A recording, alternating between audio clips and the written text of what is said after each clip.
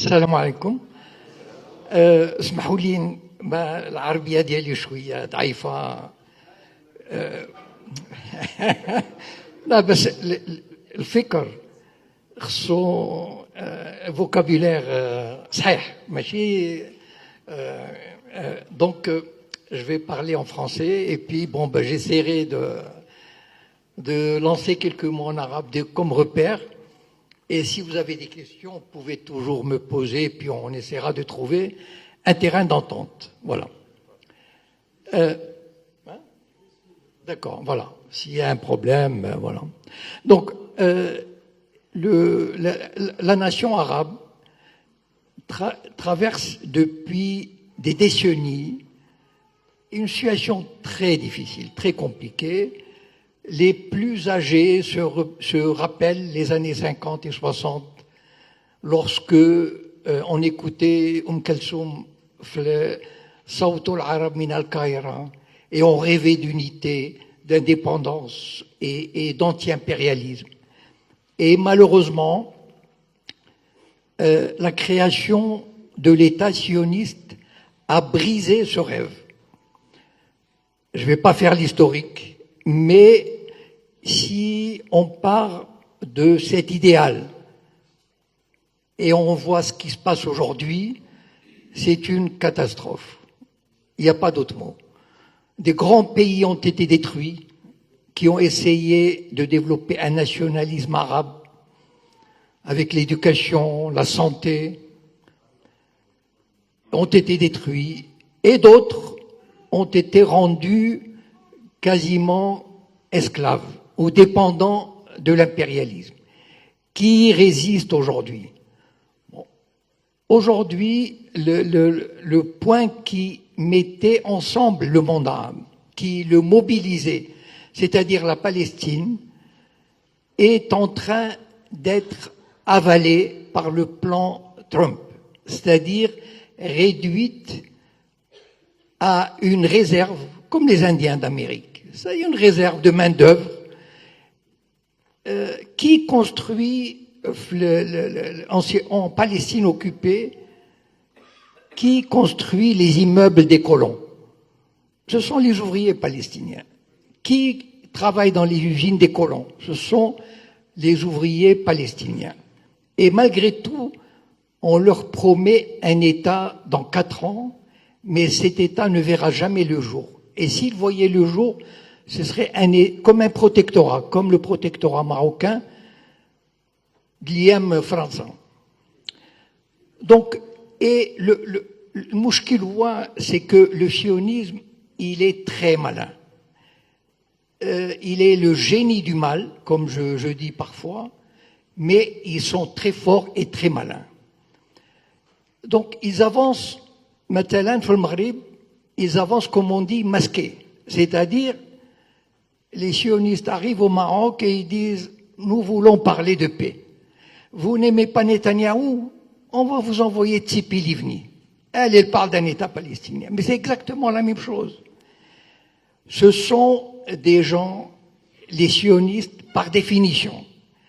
Si vous voulez m'interroger, je pourrai répondre à vos questions plus tard là-dessus. Le sionisme est une idéologie qui ne peut pas vivre en paix.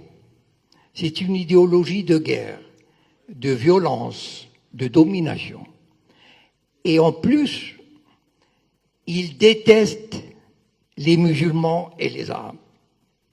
Je vais vous donner un exemple. Il y a 2 mois, Shlomo Ammar, un grand rabbin séfarade du régime sioniste, il est parti dans une visite à Bahreïn. Bon, il a mis son bel uniforme de rabbin et il est allé là-bas, il a dit il n'y a que la paix qui compte.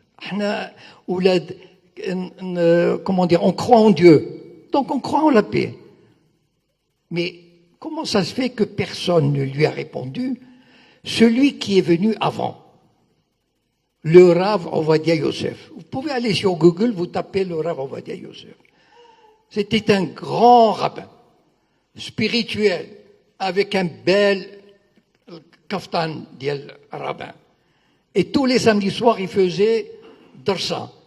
Et il traitait les Arabes, je peux pas le dire. Voilà. Mais, voilà, bon. Donc, et il se trouve des Arabes qui ont la faiblesse de croire qu'on peut discuter avec ces gens-là. Et ils viennent au Maroc, ils s'infiltrent de plusieurs manières. Ils viennent, ils disent, c'est un pays de tolérance, on a toujours vécu ensemble, et on peut dialoguer, etc., etc. Et malheureusement, il y a deux raisons qui font que ça marche. La faiblesse du régime marocain, qui a toujours été l'allié, qui s'est voulu être l'allié de l'Amérique. Depuis, peut-être un petit peu moins Mohamed el-Khamis, mais Hassan II, c'était un allié de l'Amérique. Donc il était prêt à tout pour garder l'alliance avec l'Amérique. Et donc, vous savez, le Mossad, il a des agents qu'on appelle les Sayanim.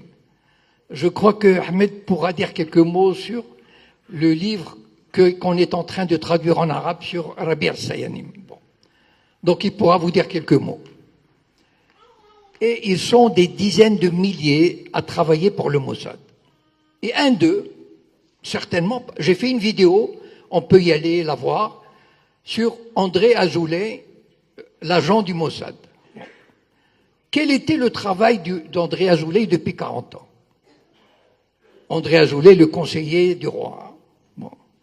Quel a été son travail? Son travail, c'est de légitimer, de rendre légitime la présence d'Israël. C'est-à-dire, bien sûr, on n'envoie pas l'armée, on n'envoie pas des hommes, disons, très marqués, mais on envoie des rabbins, on envoie des soi-disant sionistes de gauche, des sionistes pacifistes. Et on prend des chemins détournés. Par exemple, par la musique. Il y a un orchestre de musique andalouse, judéo-arabe, soi-disant, enfin israélo-arabe, qui vient jouer. Donc il dit, et on peut se comprendre, on peut vivre ensemble, on peut jouer au football ensemble. Mais tout cela fait oublier le problème de la Palestine, fait oublier l'occupation, fait oublier la colonisation. On dit, on discute, la tolérance, la coexistence. Et je vais vous donner un exemple, le dernier exemple de la tolérance et la coexistence. Vous savez qu'il y a un mois, ils ont fondé Beit Dakira, la maison de la mémoire. Yalla, Souera.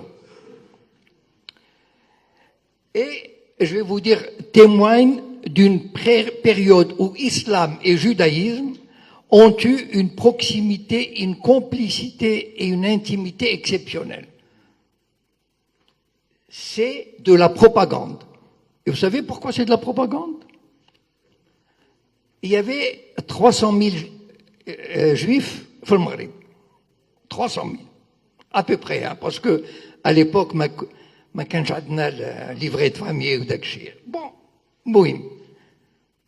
Il y avait 300 000. 99% sont partis. Bon, il reste même pas 1%, même pas 1%. Bon. Ils sont partis, ils avaient leur raison.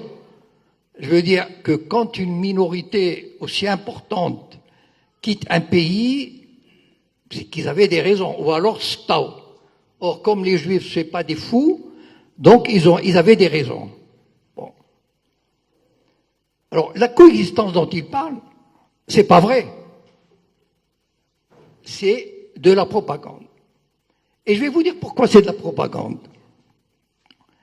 S'il y avait la coexistence, vous savez que le régime sioniste a réclamé des milliards de dollars aux pays arabes, dont le Maroc, parce qu'il prétend, le régime sioniste prétend que ces juifs ont été expulsés et leurs biens confisqués, comme les réfugiés palestiniens.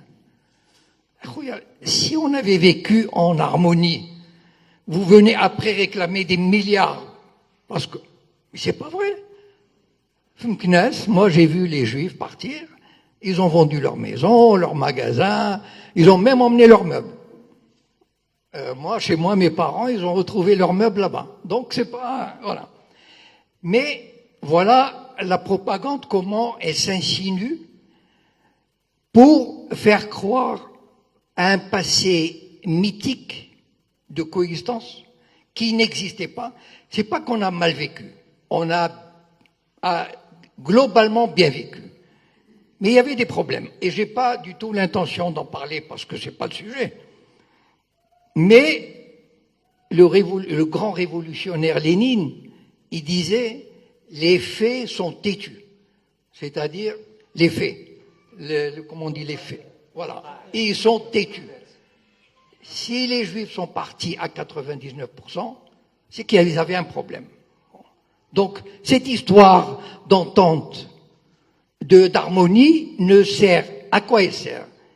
Elle sert à créer un mythe d'entente, comme quoi on va vivre ensemble, on va échanger, mais oubliez la Palestine, c'est loin, on va trouver un règlement, on discute, alhamdoulilah et tout.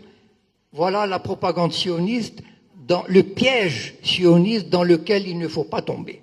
Le sionisme est synonyme de guerre, d'apartheid, de violence, de domination, et si vous avez des questions là-dessus, je pourrais vous répondre avec plus de précision. Et wa shukran.